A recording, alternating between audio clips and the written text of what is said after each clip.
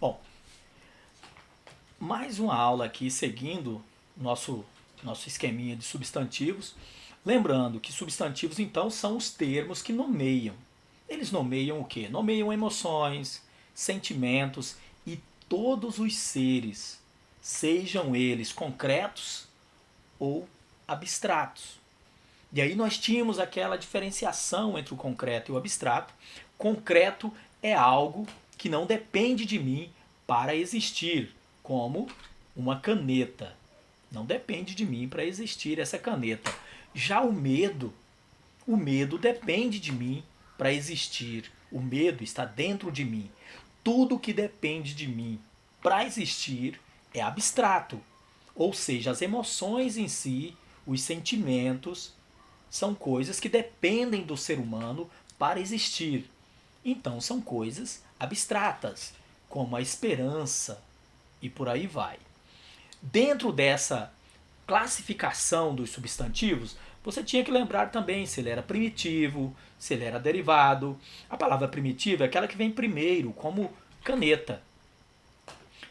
Aqui eu crio, a partir dessa palavra caneta, colocando o prefixo, colocando o sufixo, eu tenho as palavras derivadas. Então eu tenho canetinha, canetada e por aí vai. Eu tinha também a questão da palavra ser simples ou ser composta. A palavra simples, ela só tem um radical. A composta, ela tem mais de um. A palavra pode ser própria ou comum. Própria, que nomeia um ser único. Uma pessoa, um país, uma cidade, alguma coisa única. Enquanto as coisas comuns, elas são comuns. Novamente, caneta. Caneta é uma coisa comum. É um objeto comum, como cadeira, mesa, coisas comuns. A palavra, o substantivo também pode ser coletivo, quando ele nomeia um grupo, ele nomeia uma coleção de alguma coisa. Coletivo nomeia coleção de alguma coisa. Peixes, cardume, lobos, matilha e por aí vai. Só que hoje a nossa aula vai falar de quê? Da flexão dos substantivos. O que é flexionar uma palavra?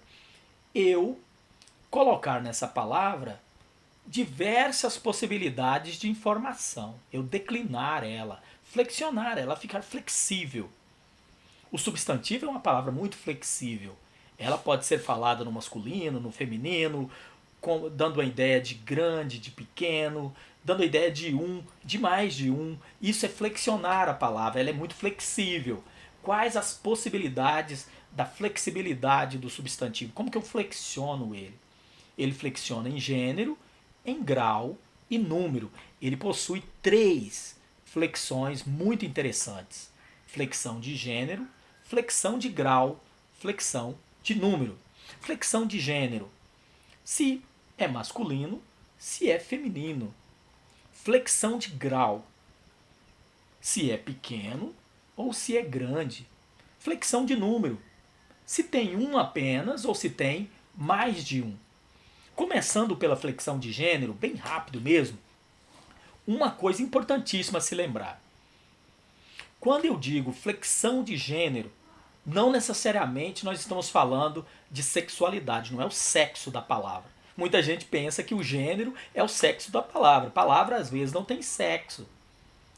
Às vezes vem o gênero e a questão de sexo junto, mas às vezes não.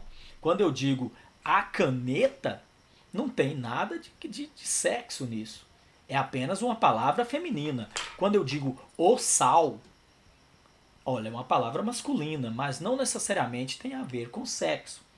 Tanto que a palavra sal, em outros idiomas, ela pode ser feminina. La salle, no francês. No francês, a palavra sal é feminina. No português, ela é masculina. Ou seja, não tem a ver com questão de sexo, apenas o gênero da palavra. Quando eu digo que uma palavra é do gênero feminino, eu não necessariamente estou falando de questão de sexo. Isso é muito importante. Caso contrário, a gente erra muita interpretação. E esse gênero do substantivo, ele pode ser uniforme, ou seja, única forma, uniforme. Pode ter só uma forma, ou ele pode ser biforme, dois. Ele pode ter duas formas. Quando o substantivo é biforme, nós vamos ter uma forma para o feminino e uma forma para o masculino. Então eu tenho garoto, eu tenho garota. Eu tenho homem, eu tenho mulher, ou seja, são biformes. E eu tenho, nas palavras uniformes, eu tenho três tipos de palavras de única forma. As palavras uniformes, elas podem ser epicenas. O que é um substantivo epiceno? É um substantivo que ele não diz o gênero. Para eu saber o gênero da palavra aí, no caso, eu vou ter que dizer se é macho ou se é fêmea. Aí nesse caso eu vou ter que usar o sexo. Só com o sexo para eu saber o gênero. Então se eu tenho a palavra jacaré, se eu tenho a palavra cobra, olha, cobra é uma palavra naturalmente feminina. A cobra, uma palavra feminina. Mas para eu saber a questão do gênero aí, eu vou ter que colocar a questão do sexo junto. Então eu vou dizer que eu tenho de dizer uma cobra macho, uma cobra macho, uma cobra fêmea. Aí é uma palavra epicena. Quando eu tenho que colocar macho e fêmea para eu saber, eu tenho uma palavra que é uniforme epicena. Eu tenho também a palavra sobrecomum. A palavra sobrecomum, ela designa a pessoa dos dois sexos. Uma palavra sobrecomum. Então eu tenho, por exemplo, a vítima. A vítima. Olha, a vítima. A vítima pode ser um homem, pode ser uma mulher. Eu tenho a personagem. A minha personagem pode ser um homem, pode ser uma mulher.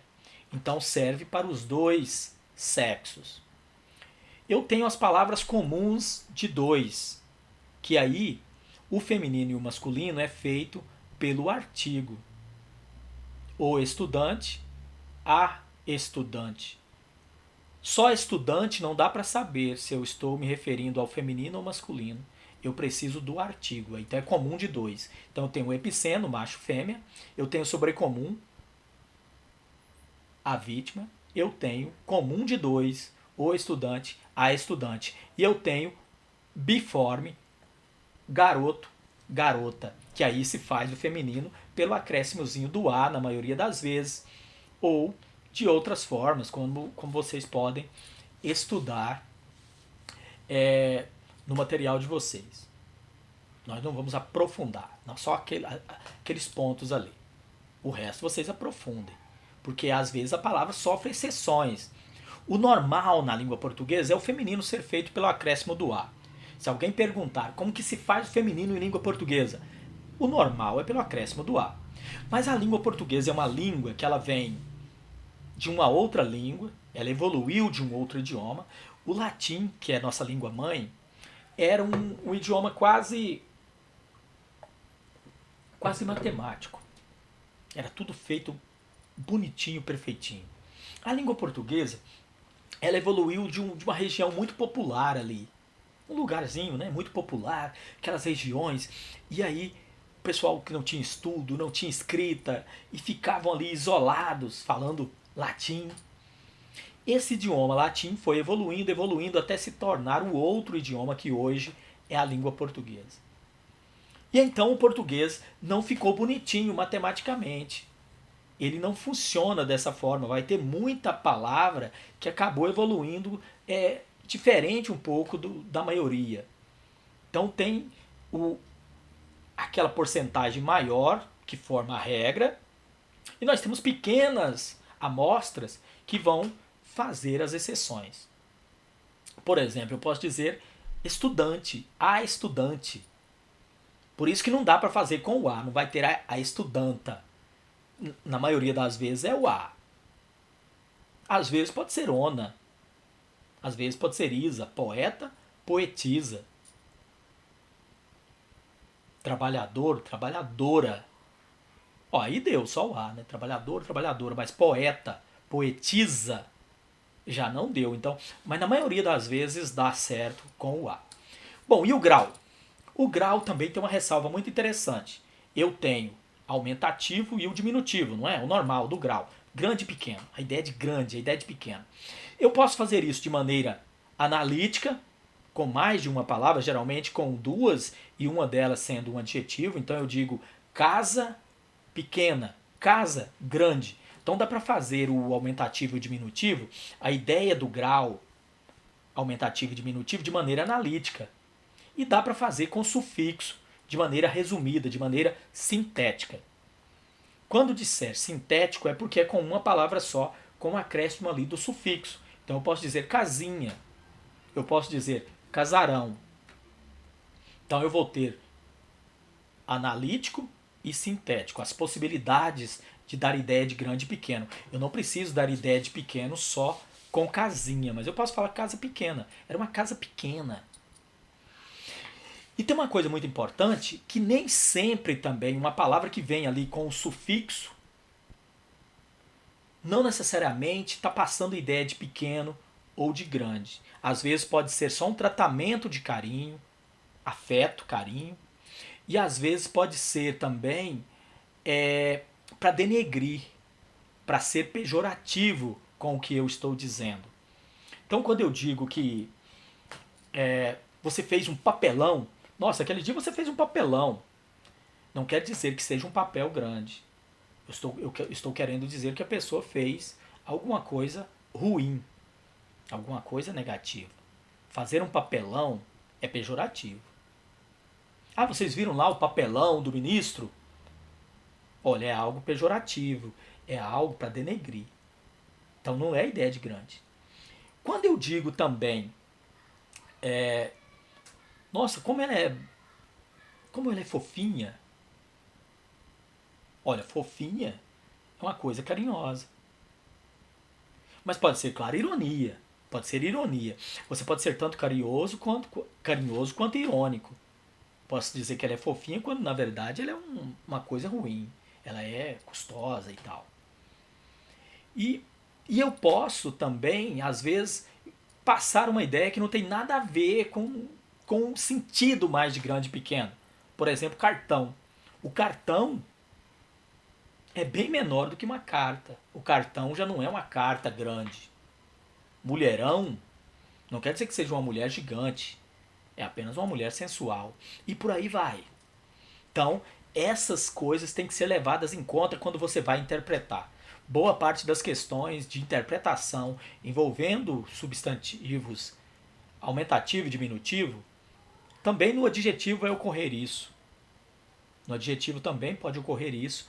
E aí dá para criar interpretações muito legais. Se aquilo está demonstrando afeto, se está sendo pejorativo, se realmente é tamanho grande e por aí vai. E o número? Para fechar nossa aula, a questão do número. O número é a ideia de um ou de mais de um. Se eu tenho um ou se eu tenho mais de um. Para fazer a ideia do singular e do plural. O singular é a ideia do um. O plural é a ideia do mais de um. Então, se perguntar para você em alguma prova para que serve o acréscimo do S no final das palavras substantivas, para dar a ideia de mais de um. Então, o básico vai ser isso. Como que se forma o plural em língua portuguesa? Acrescentando o S ao final das palavras. Posso falar acrescentando a desinência de número? Pode.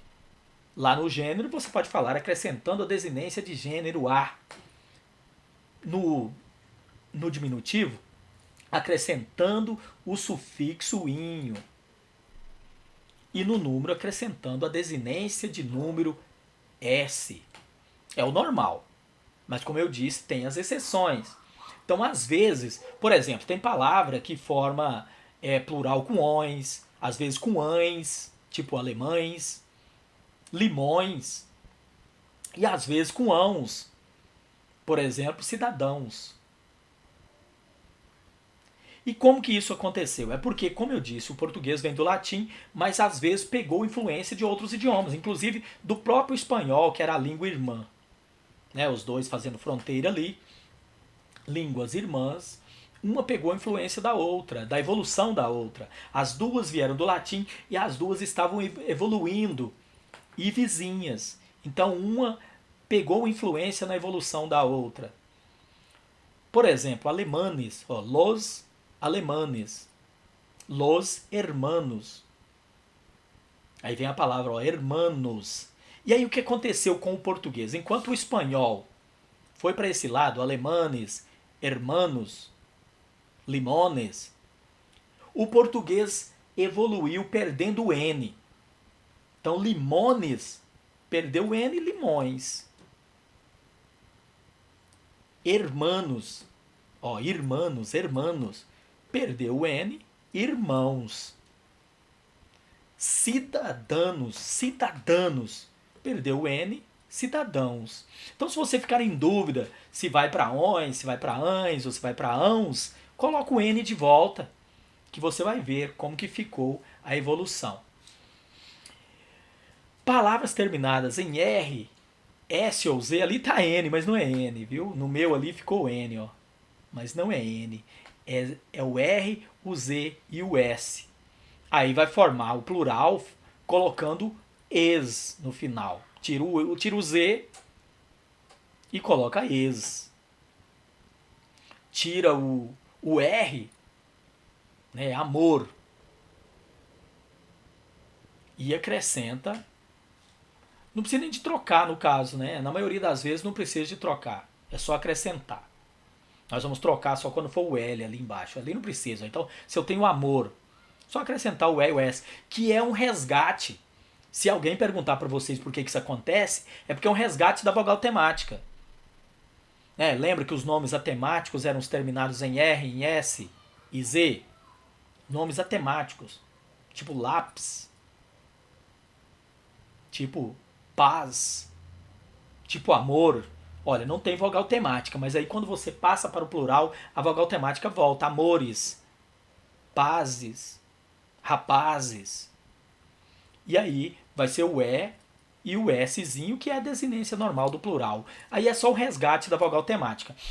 Quando a palavra é terminada em L, terminada em al, el, ol, canal, aí nesse caso nós vamos tirar o L. Por quê? Porque no português perdeu. Em vez de ficar canales, nós tiramos, ficou canais. Novamente, o I aí foi só uma variação também. Esse I era a mesma vogal temática. Canales, ó, era um E. Assim como amores. Mas o normal do português foi perder vogal temática nessas palavras.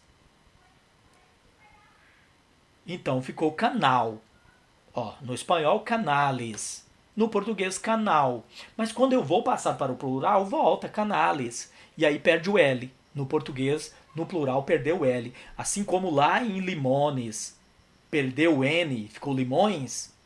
Aqui também, canales, perdeu o L, ficou canais. Só porque vai ser com I. Além de perder o L, o S se tornou um I.